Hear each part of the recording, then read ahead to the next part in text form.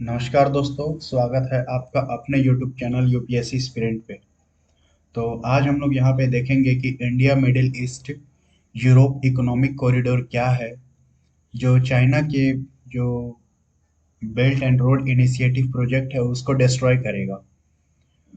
तो यहाँ पे जो न्यूज़ है वो खबर ये निकल के आ रहा है कि जब G20 मीटिंग हुआ तो उस दौरान जो है एक अनाउंसमेंट निकल कर आया कि India middle east economic corridor बनाया जाएगा, जो दो बड़े कॉन्टिनेंट को कनेक्ट करेगा, एशिया और यूरोप को। और दोस्तों, मैं आपको ये बता देना चाहता हूँ कि ये जो प्रोजेक्ट है वो एक गेम चेंजर प्रोजेक्ट है। इससे जो है वो ना सिर्फ इंडिया को, ना सिर्फ मिडिल ईस्ट की कंट्री को और ना सिर्फ यूरोप को, बल्कि तीनों को जो है वो बहुत फ़ायदा होने वाला है।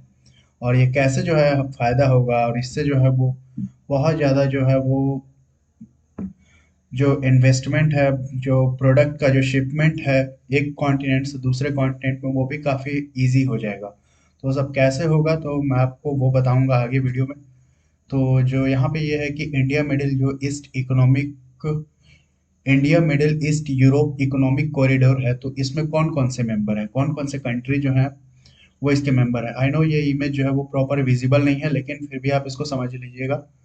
तो पहला जो कंट्री है वो सऊदी अरेबिया है, दूसरा पूरा यूरोपियन यूनियन है। आपको पता होगा कि यूरोपियन यूनियन में जो है वो टोटल 27 देश आते हैं। इंडिया है, यूएई है, यूनाइटेड अरब एमिरेट्स, फ्रांस है, जर्मनी है, इटली है और यूनाइटेड स्टेट्स ऑफ अमेरिका है। तो ये सारे जो हैं India middle east Europe economic corridor के जो है वो पार्टिसिपेंट्स मेंबर हैं। मतलब इन सारे कंट्री के जो लीडर्स हैं उन्होंने मिल के जो है इस एग्रीमेंट पे साइन किया है। तो India middle east Europe economic corridor जो है, इसको शॉर्ट में आईएमईसी भी बोला जा रहा है। तो ये क्या है, अब चलिए हम लोग इसको बात कर लेते हैं कि आईएमईसी जो कॉरिडोर है वो क्या है बेसिकली। तो ये रहा हमारा इंडिया। तो इंडिया में आपको पता होगा कि इंडिया का जो मुंबई है, तो मुंबई में पोर्ट है। तो इंडिया के मुंबई से हम लोग जो है वो यूएई के पोर्ट तक जो है हम लोग कनेक्ट करेंगे वाया सी रूट।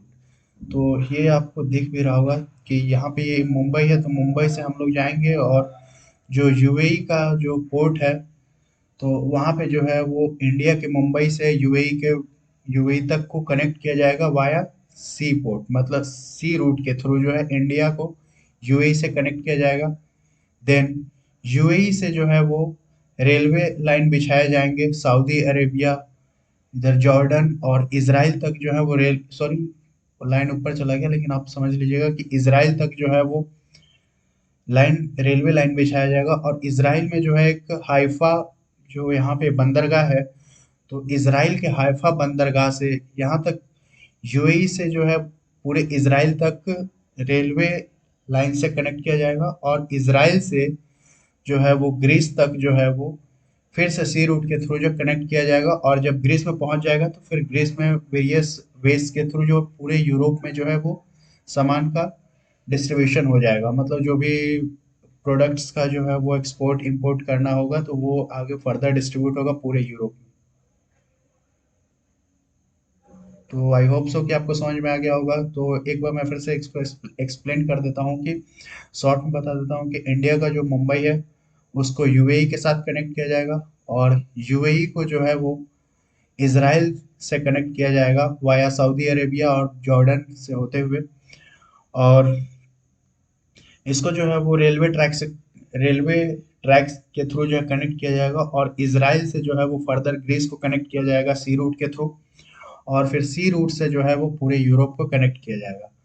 तो यही है middle east Europe economic corridor. और दोस्तों, आप ये सोच रहे होंगे कि अच्छा, तो ये कॉरिडोर जो है इस पे तो अभी एग्रीमेंट साइन हुआ है, तो क्या पहले जो है वो ट्रेड नहीं हुआ करता था? तो दोस्तों, पहले भी ट्रेड हुआ करता था पहले, लेकिन ट्रेड जो था वो इस रास्ते से होता हुआ करता था। ऐसे जा मुंबई से शिप निकलती थी, और यहाँ पे ये इसमें दिख नहीं रहा होगा, लेकिन यहाँ जो मैं बना रहा हूँ ये इजिप्ट है। और इजिप्ट में आपको पता होगा स्वेज कैनाल है, तो स्वेज कैनाल को पास करते हुए ये जो है इस तरीके से इसराइल तक पहुंचता था, और इसराइल से जो है फर्दर यूरोप में पहुंचता था। तो ये आप लोग नीचे वाला रास्ता देख सकते हैं जो कि पहले हम लोग यूज किया करते थे अपने प्रोडक्ट को मिडिल ईस्ट में और यूरोप तक पहुंचाने के लिए, जो कि एक काफ़ी लंबा रूट हुआ करता था। तो अब जो है हम लोग इस रास्ते का, जो India middle east Europe economic corridor के थ्रू जो रास्ता बनाया जाएगा, उसका यूज किया जाएगा शिपमेंट के लिए। आगे हम लोग देखते हैं दोस्तों, यहाँ पे बताइए ये जा रहा है कि ये तो इंडिया को, ये जो India middle east Europe economic corridor है, वो इंडिया को, सऊदी अरेबिया को, यूएई को और पूरे के पूरे यूरोप को कनेक्ट करेगा। फिर इसमें अमेरिका क्यों इंक्लूड है, मतलब इस एग्रीमेंट में अमेरिका को क्यों है? तो दोस्तों यहाँ पे अमेरिका का भी फायदा है। अमेरिका यहाँ पे जो है वो, एक तो आपको पता होगा कि इंडिया और ईरान के रिलेशन जो है वो अच्छे हैं, लेकिन इंडिया, सॉरी, ईरान और जो अमेरिका है उसका रिलेशन जो है उतना अच्छा नहीं है। तो अमेरिका चाहता है कि इंडिया का जो है वो ईरान पे जो है डिपेंडेंसी कम हो, क्योंकि हम लोग जो है वो अभी अपने सामान के शिपमेंट के लिए जो है वो ईरान के जो चाबहार पोर्ट को इंडिया जो है डेवलप कर रहा है। तो अमेरिका चाहता है कि इस प्रोजेक्ट के बनने के बाद इंडिया का जो डिपेंडेंसी है ईरान के चाबहार पोर्ट पे, वो कम हो जाएगा।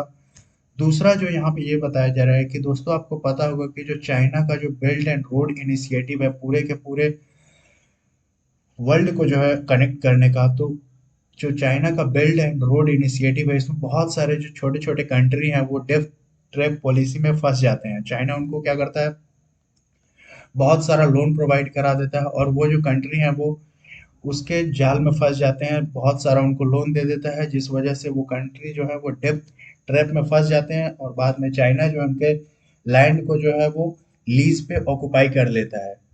और इसका जो करंट एग्जांपल आप लोगों को पता होगा कि श्रीलंका है इसका करंट एग्जांपल।